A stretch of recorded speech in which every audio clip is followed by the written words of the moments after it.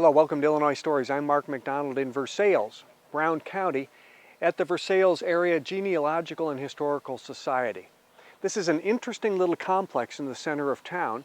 We've got the center here, which houses the museum and the Genealogical Society, an old blacksmith shop behind me, an 1850s log cabin on the other side of the grounds, and the 1941 fire truck. We're going to pick them off one by one. Jerry Grimes, here on the complex here, there's a blacksmith shop. And whenever there's any kind of an occasion or an event or anything, they call for the blacksmith, and you're the blacksmith they call for. That's true. You must be very proud. 1986, Mary Ann Logston called me and said, "We have a blacksmith shop here. We don't know what to do with it." Mm-hmm. And she asked if I would come up. So I said, sure. I came up, I saw what was here, and there was the forge. There was nothing there. And we had to improvise that first time, too. Yeah. She asked if I'd like to be their blacksmith. And I said, sure. Mm-hmm. So any festival they had, or they had 2 or 3 at the beginning. So that's what I would do. And you're from Pittsfield. I'm from Pittsfield. You started doing this some 30-some years ago, I guess. 1976. Huh? I found a forge, and we had a vacation in Hershey, Pennsylvania the year before. Yeah. And I saw a blacksmith, Robert Mark Smith was his name, at Hershey Park. Got you fascinated, didn't it? Well, I saw what he did, and then the next year when I saw the forge, I told my wife, Jane, I said, he'd make little horseshoes. I said, if I had a forge, I think I could do that. She said, go ahead. So I did. And then, but once people know you're doing that, then, you're invited to festivals all the time. Sure. Well, now you have a portable forge that you brought for us today, and you're going to show us how you hammer out some items. But you've made all these things here. Yes. And these are made just the way they would have made them back in the 1800s, I guess. Yes. And further back. That's probably what you would have been doing for a living if you had your choice, wouldn't you? Oh, it'd have been a hard life. Well, it would. It would. I think being a mailman was much easier than... Is that what you used to do before you were retired? Yes. Mailman? Show me, okay, now here's what I like about these. These have curves. Yes. They have tines that curve up. Yes. Are all these sort of complicated, are they complicated things to do, or are they easy to do? No, they're easy to do. Really? Mm-hmm. This fork, I just twisted the metal around and round and round. Mm-hmm. And the kind of a weeping heart there. Mm-hmm. At the top? And then just pounded it out, see what happened. You like the heart figure, don't you? Yes, I do. Mm-hmm. That's neat. That's really neat. And also I made the leaf, and I chiseled it. Man, that day I thought I knew it all. You chiseled. You can see the chisel marks. Chisel marks. What do you use? Just do you wait till it cools off and we then chisel it, or do you have a hot cut. It's just like a chisel. Okay. And now this is a different design. Another leaf. But the veins are created with the cross peen of a broken cross peen of a hammer, and which indents that. Now, you're going to show us an S-hook today. You're going to make an S-hook. I'll make an S-hook. Because they're quick and easy. Yes. But now you mentioned puzzles. Yes. I guess back in the day they used to make puzzles. A blacksmith would make a puzzle. Can you show us one? This puzzle is historic. As a matter of fact, in Smithsonian Institute, they have this in the game section. And the one they have is actually a different design. It's a German, and it's kind of squarish. And this is called the captive heart. Okay. The idea has been around in this country over 200 years, over 200. And the object is to remove the heart and then replace it for the next player. Now, would you like to do that, Mark? I don't think we have May time I show for me to do that, Jerry. I think you better show us how that works. Well, of course, it's a funny-looking heart. We agree there. Let's see what happens here. Oh, I'd have never figured it out. Yeah, you would. No, I'd have never figured it out. I wonder. I'd be playing with that tomorrow still. That's called the captive heart. We call this double bypass. Okay. Okay. It's a little different. And if it looks like I'm crocheting, perhaps.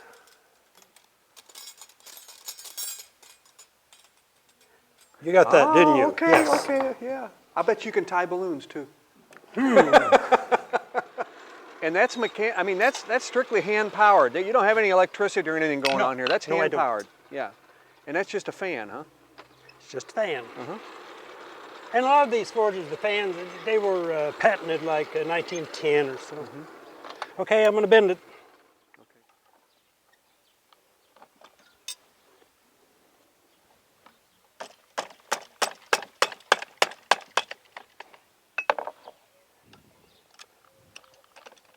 You ever burn yourself? Every time.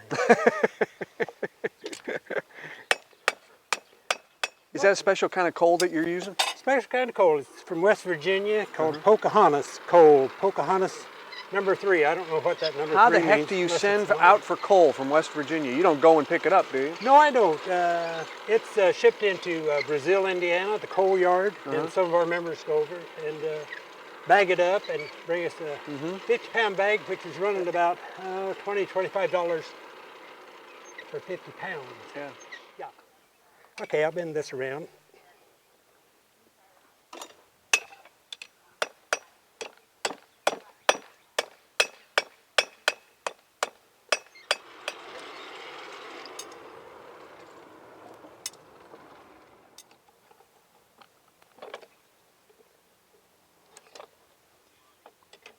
Watch it, Mark.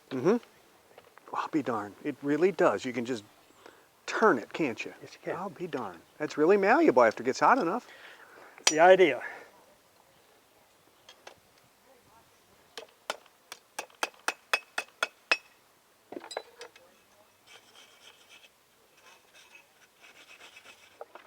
It's called a Hardy. That's my hacksaw, Why is it called a Hardy? because that's the name of it. This is called a Hardy hole. Okay. All right. How convenient. If you'll back up just a Okay. minute. Out of your way.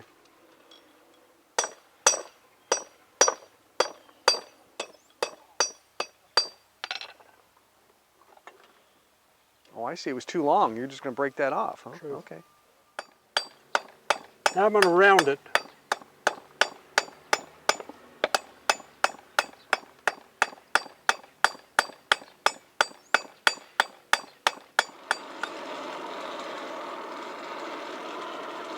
Understand, I could have made this with one bend and with the hook part. That wouldn't be any fun. Got to be complex, Okay, right? here goes the hook. Okay.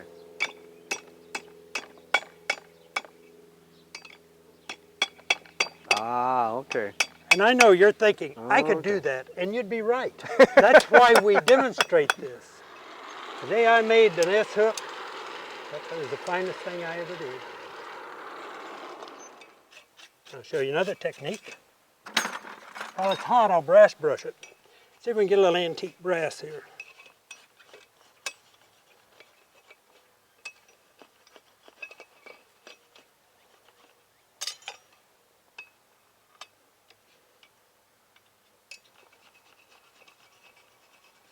Oh, yeah, it does. It kind of gives it a burnished look, doesn't it? Yes, it does. Yeah. Let's try this.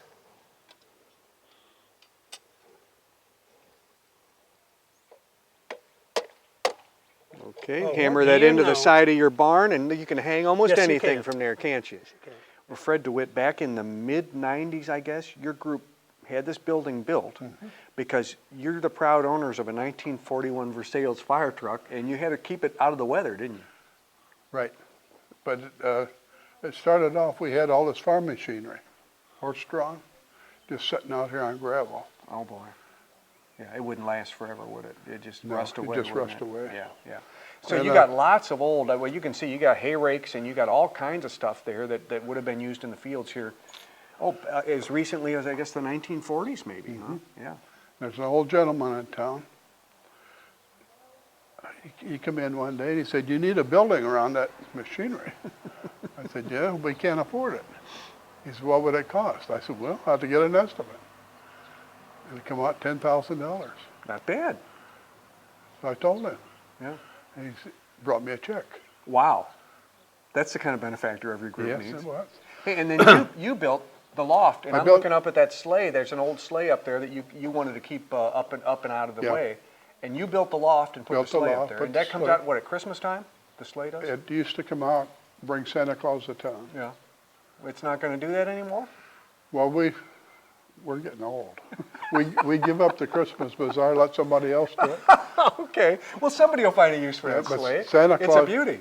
Yes, it is. It's a beauty. It's really old, isn't it? Right. And it was donated by a local family. Yeah, that's nice. In fact, it's on loan. We just store it for them. Now, this 1941 fire truck, this was in service here in Versailles until pretty recently, I guess, wasn't it?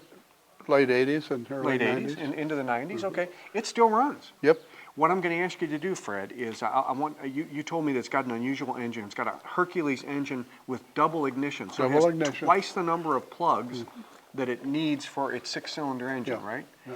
Would you mind lifting that the hood there for Sure. me, and we're going to start this baby up. Okay. Now, if you would point at that double plug system, so our audience can get a look at what that. Well, You don't have to Really? reach them all, but really hard to see, but in each cylinder, there's 2 plugs. One's for the magneto system, the other one's for the distributor. I guess if you got a fire truck, you want to make sure that that thing starts and you're going to get there. So that's sort of a backup Yeah. deal. Could you start it? I know it's loud. Could you start it up Sure. for us? And then maybe hit the siren too after you get it Okay. started. Oh, baby. All right.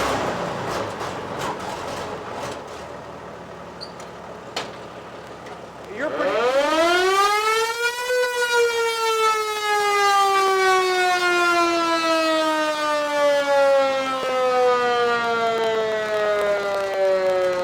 Okay, shut it off.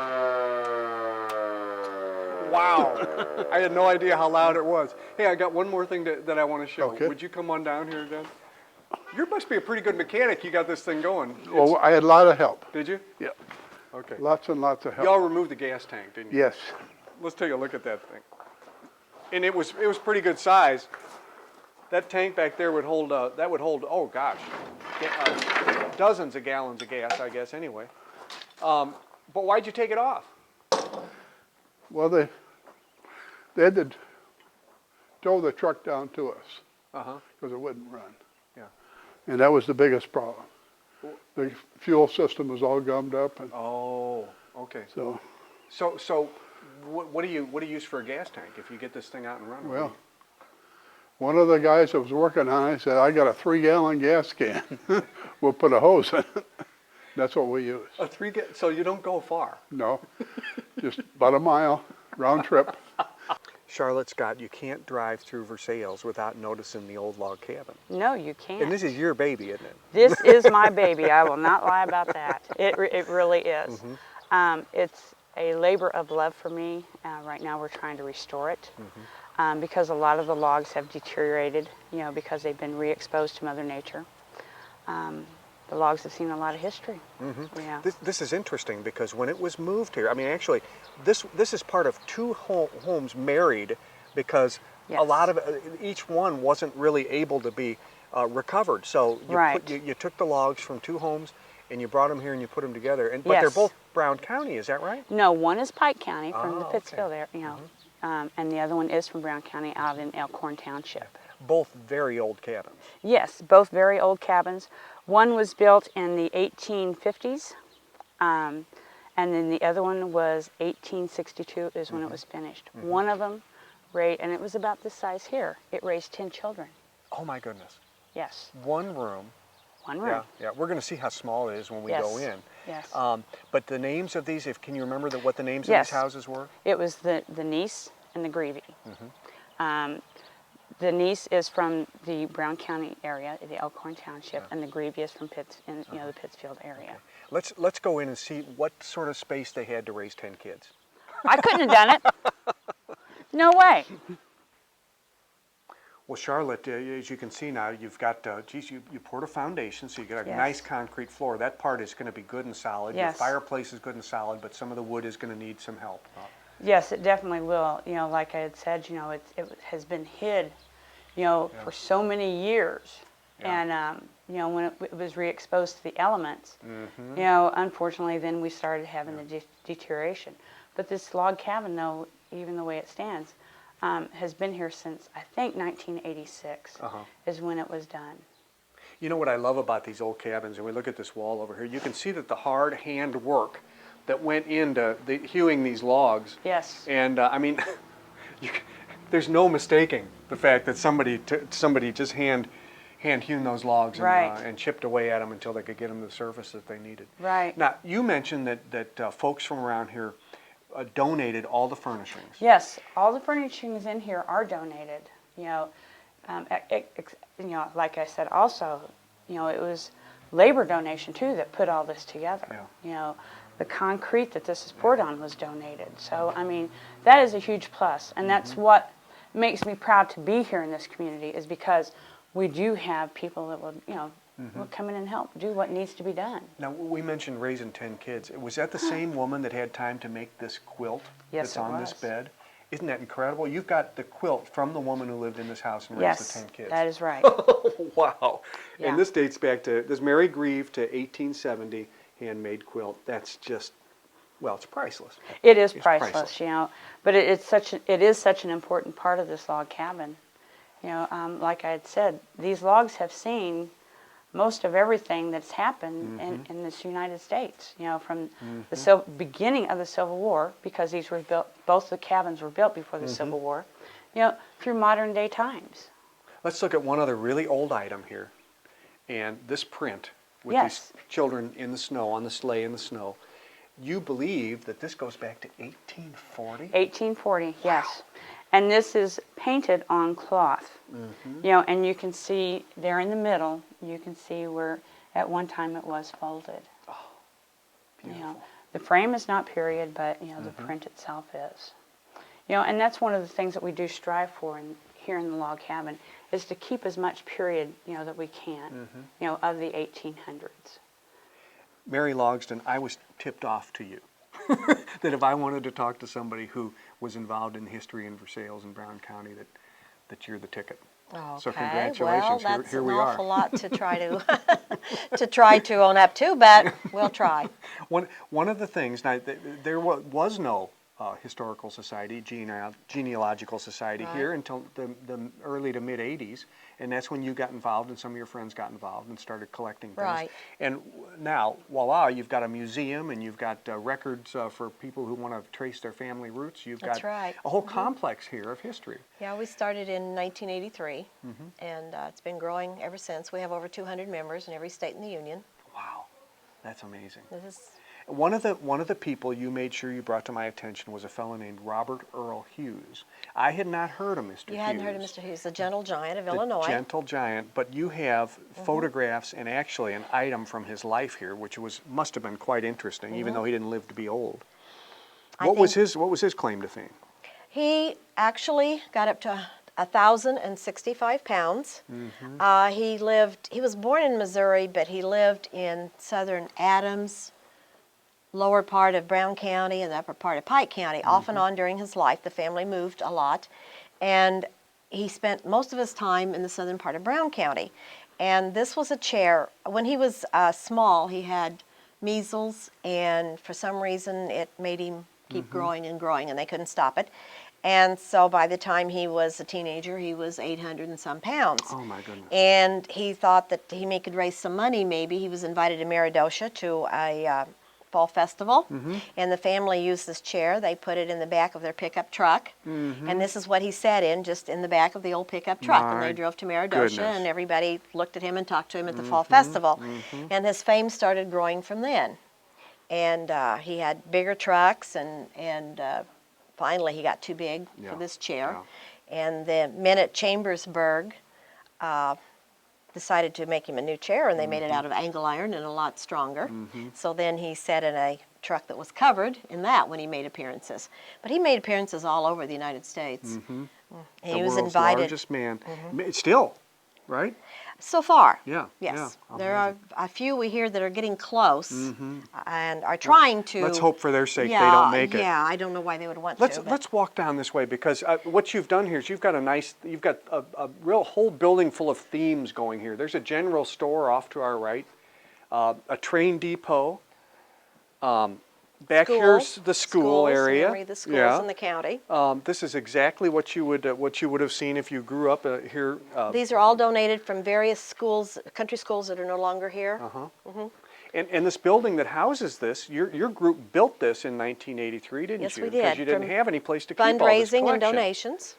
Here's your kitchen from up. Well, this could have been rural life up to 1940, I guess. Exactly. Everything has been donated. It's really, really nice.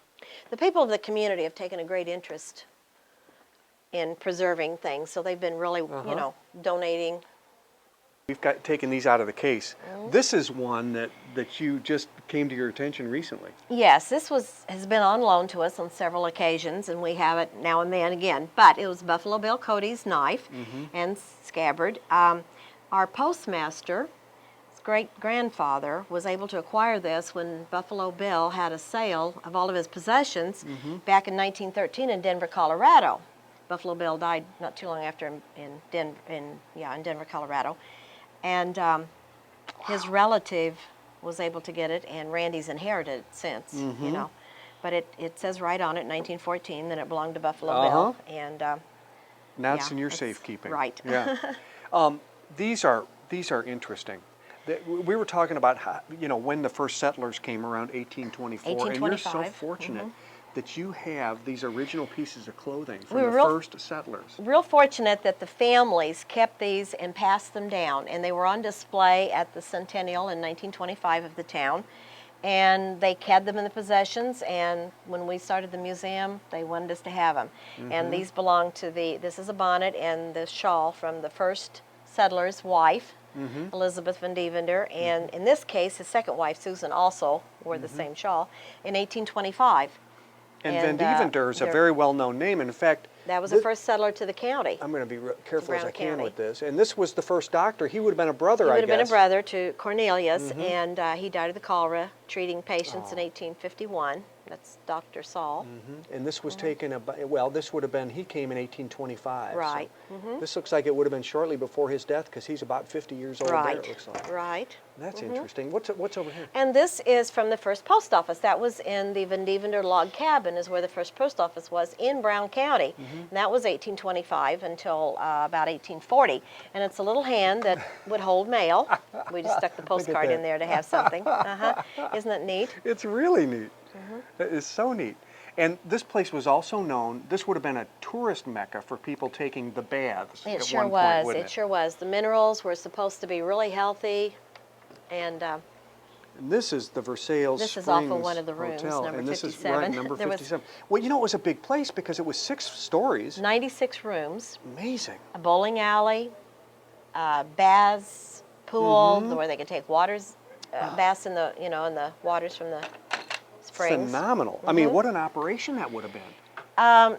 It took a lot to build that because it was kind of down by the creek and the gully. You know, a lot of horses carrying a lot of stones and things. Yeah. And it was built about 1867, but it was only in use maybe 15, 20 years. They kept having floods, and the last one was a big storm. And it was like 10 inches of rain, and it just washed most of it away. Eventually, the gully got to them, didn't it? It got just- to them, yeah. But it was huge. They had omnibuses that took people from the depot, was on this end of town, would take them down there, you know, and they would spend a week or a summer.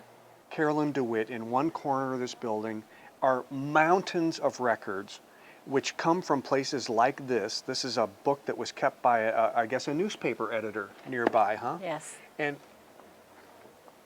hundreds and hundreds and hundreds of entries from the 1800s and the 1900s. You're kind of fortunate to have found this, aren't you? Because you got a lot of information out of this. Yes. Yes. We have. When I look over your shoulder at these folders, these binders full of stuff here, I find out that you're pretty much responsible for having made all the clips of births, deaths, weddings, everything that would go on in a regular town, families that live in a town. Yes. You kept it all. Yes. Why? Because it helps the researchers. Because in an obituary, there's family names, the whole family, you know, grandparents and on down to children. And, you know, it's more like a family history in those obituaries. Let's take a look over here, because what I've asked you to do is pull down a birth, a death, and another one. Here's a typical. This is the biggest one, I think. Here's a typical list of births. These are births. And these are by alphabetical order of the family's last name, I guess, huh? These are the one how they appear in the paper, and we just list them by alphabetically, not not. And you do this. You clip. How many newspapers do you end up clipping? Do you have any idea? We do the Quincy paper and Jacksonville and the DM, the Democrat Message from Mount Sterling, and we cut those out. And then if people send us clippings, we put those in. And the obits, of course, they're full of a wealth of information, Yes, because they they've are. got born to so and so in what Right. year and survived by so and so. The So grandparents. There's a lot of information in obituaries that, if you didn't do this, people wouldn't have a resource Right. for their. They would have to go on the internet. And here, engagements and weddings as well. And And just a sample of the kind of things anniversaries. that you copy and paste everything in these books. And then we have wedding anniversaries in the back. Wow. What a resource you have become. I How enjoy many doing hours? it. How many hours do you think you got in this job? Well, 17 years and 3.5 hours a day, three days I a can't week, count that and high. yeah, it's been a long time. Yeah. But it helps them do their research, so I enjoy doing it. I get behind on it sometimes, Yeah. but and somebody will give us a pile of clippings, and then you have to go through all of them to see if you've already got them. And if you do, you throw them away, and if you don't, why then Right. they go in the books. Well, thanks for showing it to us. You're welcome. The annual Fall Festival takes place here every September on a Saturday. They're also open Monday, Wednesday, and Friday afternoons during the summer months, or if you just want to call ahead for an appointment, they'll open up the museum for you if you make arrangements ahead of time. With another Illinois Story in Versailles, I'm Mark McDonald. Thanks for watching.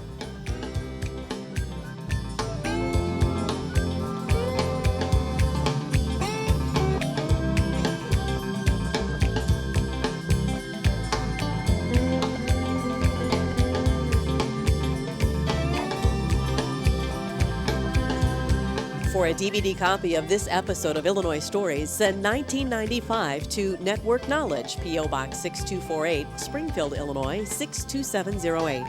Be sure to include the program name, broadcast date, and topic. You may also order with your credit card by calling 800-232-3605 or by using our secure server by going online to networkknowledge.tv.